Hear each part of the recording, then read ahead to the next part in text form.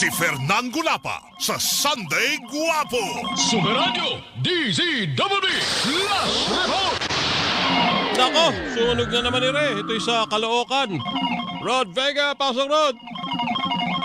Kapernan, nasa second alarm na. Ikalawang araw ang alarma.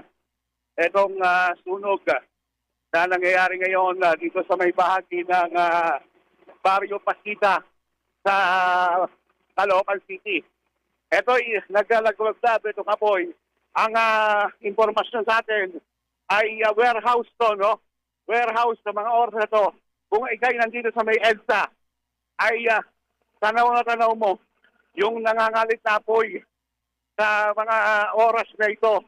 At ito ay nagsimula mag-alas 5 ngayong madaling araw. Ayon sa mga Bureau of Fire Protection, itinawag sa kanila yung positive alarm ng alas 4:50 o sa alas 4:28. At ngayon ay nasa second alarm, no? Ulitin ko. Second alarm.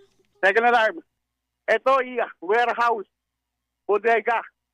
Ang natutupo kanina ko ng apoy dito sa may Barrio Pasita.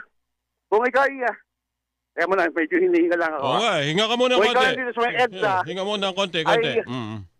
tanaw mo na yung apoy ngayong nangangalit. Kung ikaw ay nasa may EDSA, southbound, at talagang parado na rin yung dalawang lane sa EDSA dahil na rin sa dami ng lumesponding pamatay sunog. Ako si Rod Vega ng GMA Super Radio DZWB. Dapat ito. Super DZWB Last Report. Thank you. Report mula kay Rod Vega.